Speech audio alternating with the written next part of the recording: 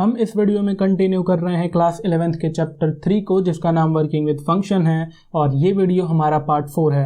तो मैं आपसे रिक्वेस्ट करूंगा कि अगर आपने पहले के तीनों पार्ट नहीं देखे हैं तो प्लीज़ आप जाइए और उन तीनों वीडियोस को देखकर आइए, क्योंकि सारे पार्ट इस चैप्टर के एक दूसरे से लिंक्ड हैं। तो ये बहुत ज़रूरी हो जाता है कि आप चैप्टर की फ्लुएंसी के साथ चलें। तो बिना कोई टाइम वेस्ट किए हुए चलिए आज के वीडियो को हम शुरू करते हैं। हमने पीछे वाले वीडियोस में जाने थे कि फंक्शन को कैसे डिफाइन किया जाता है, फंक्शंस के क्या क्या एडवांटेजेस होते हैं, जो फंक्शन का फ्लो ऑफ एग्जीक्यूशन है, यानी कि जो फंक्शन है हमारा वो काम कैसे करता है। अब जब हम ये सारी चीज़ें जान चुके हैं तो काफ़ी ज़रूरी और इम्पॉर्टेंट टर्म आता है हमारे पास, वो है आर्ग्यूमेंट्स और पैरामीटर्स। अब यहाँ पर ध्यान रहे कि ये हो सकता है कि हमारा 1 मार्क का क्वेश्चन यहाँ से बन जाए, जहाँ पर हमसे पूछा जा सकता है आर्ग्यूमेंट का डेफिनेशन या फिर पैरामीटर का डेफिनेशन। तो चलिए सबसे पहले जान लेते हैं कि आर्ग्यूमेंट्स और पैरामीटर्स क्या होते हैं। इसके बारे में हमने थोड़ा पीछे वाले वीडियो में भी बात किया था, पार्ट 3 में, जब हमने फंक्शन को डिफाइन किया था। तो अगर मैं सिंपल शब्दों में कहूँ कि पैरामीटर और आर्ग्यूमेंट क्या होते हैं, तो जब भी हम फंक्शन को डिफाइन करते हैं और उस फंक्शन का हम यहाँ पर नाम देते हैं पैरेंथेसिस के अंदर इस फंक्शन का, और यहाँ पर हम जो भी वैल्यूज़ पास करते हैं, मैंने यहाँ पर a, b पास किया है, आप चाहें तो कुछ भी कर सकते हैं। तो यहाँ पर जो भी वैल्यूज़ पास होती हैं हम उन्हें पैरामीटर्स कहते हैं, राइट। और सेम जब हम फंक्शन को कॉल करते हैं, हमने यहाँ पर बहुत सारी जगहों पे फंक्शन कॉल किया है, तो जब भी हम फंक्शन को कॉल करते हैं और उस टाइम यहाँ पर जो भी ये वैल्यूज़ हम पास करते हैं उन्हें हम आर्ग्यूमेंट्स कहते हैं।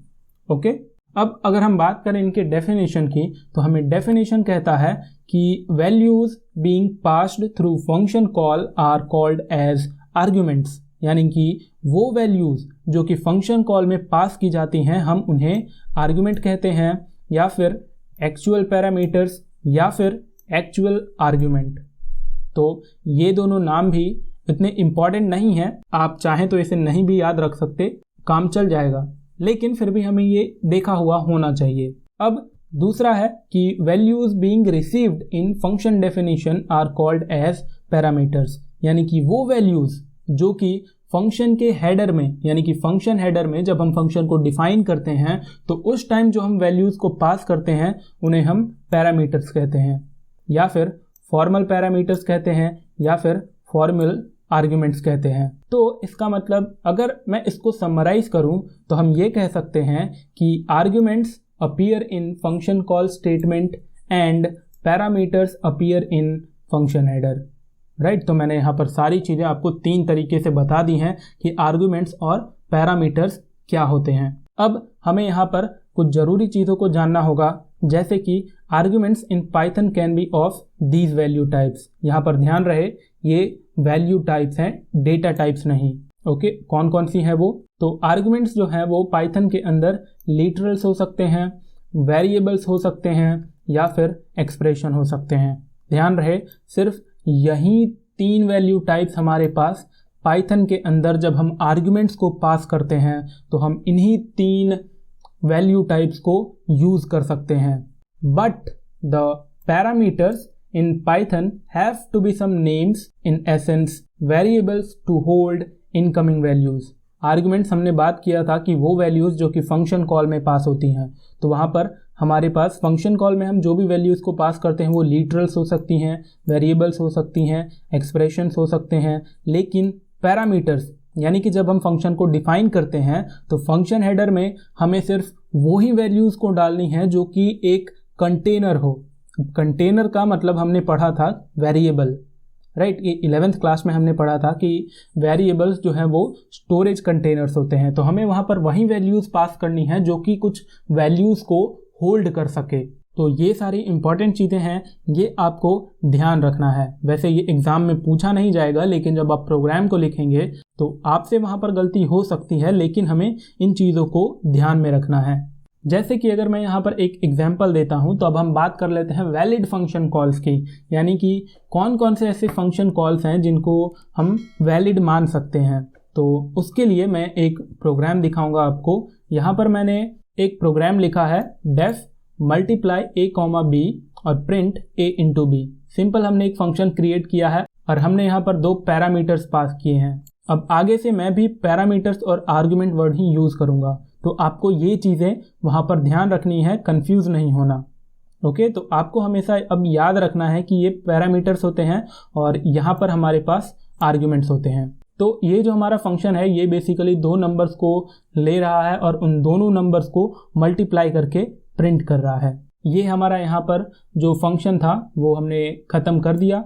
अब बारी आती है यहाँ पर मेन प्रोग्राम की। तो मेन प्रोग्राम में हमने यहाँ पर फंक्शन को कॉल किया है मल्टीप्लाई 12,4।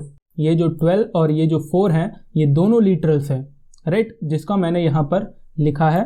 तो हम यहाँ पर इन दोनों वैल्यूज़ को नंबर्स में भी पास कर सकते हैं या फिर हम वेरिएबल्स भी क्रिएट कर सकते हैं। ये हम फंक्शन कॉल की बात कर रहे हैं।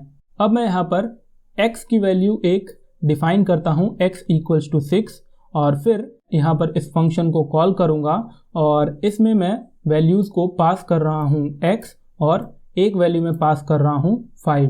तो यहाँ पर आपको ध्यान देना है कि ये जो x है ये एक वेरिएबल है और ये जो 5 है ये एक लिटरल है। तो ज़रूरी नहीं है कि आप फंक्शन कॉल में दोनों वैल्यूज़ को ही वेरिएबल्स यूज़ कर सकते हैं या दोनों वैल्यूज़ को लिटरल्स यूज़ कर सकते हैं। आप चाहें तो यहाँ पर एक को वेरिएबल बना दीजिए और दूसरे को लिटरल बना दीजिए। अब मैंने यहाँ पर एक और बार फंक्शन कॉल किया है और यहाँ पर मैंने एक ये x जो है ये हमारा वेरिएबल है और ये जो x+3 है ये हमारा एक एक्सप्रेशन है, राइट। तो एक जो आर्गुमेंट है हमारा यहाँ पर ये वेरिएबल है x और x+3 हमारा एक एक्सप्रेशन है। तो फंक्शन कॉल में हम ये लिटरल्स, वेरिएबल्स और एक्सप्रेशंस, तो फंक्शन कॉल में हम लिटरल्स, वेरिएबल्स और एक्सप्रेशंस इन तीनों को पास कर सकते हैं। लेकिन एक जो सबसे इम्पॉर्टेंट पॉइंट है और जो कि हो सकता है कि आप गलती करें अगर आप ये नहीं जानते हैं, तो यहाँ पर मैंने सिर्फ एक स्टेटमेंट लिखा है डेफ मल्टीप्लाई और यहाँ पर मैंने यूज़ किया है एक एक्सप्रेशन और यहाँ पर एक मैंने यूज़ किया है वेरिएबल। तो ये तो हमारा लीगल है, लेकिन ये जो a+1 है ये एक एक्सप्रेशन है, तो ये हमारा यहाँ पर गलत होगा और ये चीज़ हमें एरर रिटर्न करेगा। तो जब भी हम पैरामीटर्स पास करते हैं तो पैरामीटर्स यानी कि फंक्शन हेडर्स में होंगे और फंक्शन हेडर्स में हम एक्सप्रेशंस को पास नहीं कर सकते, राइट। हम वेरिएबल्स को कैसे पास कर सकते हैं और थोड़ा और आगे जब बढ़ेंगे तो हम वहाँ पर लिटरल्स को भी पास कर सकते हैं, इनकी डिफ़ॉल्ट वैल्यूज़ क्रिएट कर सकते हैं। वो सारी चीज़ें हम अगले वीडियो में सीखने वाले हैं। तो ये हमें एरर रिटर्न करेगा because a function header can not have expression. एक काम करते हैं, अभी मैं आपको दिखा ही देता हूँ कि कौन सा एरर आता है। सिंपल, मैं यहाँ पर एक फंक्शन को डिफ़ाइन करता हूँ, वहीं डेफ मल्टीप्लाई, और यहाँ पर मैं वैल्यूज़ को पास करता हूँ a+1, हमारा यहाँ पर था b, इसको मैं ब्लॉक करूँगा तो ये मुझे यहाँ पर रिटर्न कर रहा है इनवैलिड सिंटैक्स। तो ये चीज़ आपको ध्यान रखनी है कि आप जब भी पैरामीटर्स पास करते हैं तो या तो वहाँ पे लिटरल्स होंगे या फिर वेरिएबल्स हो सकते हैं। इसके बारे में हम अगले वीडियो में और डिटेल में पढ़ेंगे कि कैसे हम यहाँ पर डिफ़ॉल्ट वैल्यूज़ को भी डाल सकते हैं और कैसे इसे अच्छे से यूज़ में ले सकते हैं। तो आई होप कि आपको ये सारी चीज़ें समझ में आ गई होंगी। तो आज के लिए बस इतना ही। अगर आपको थोड़ी दिक्कत आई है तो आप मुझे नीचे कमेंट करके अपना डाउट पूछें, मैं आपको रिप्लाई 100% करूँगा।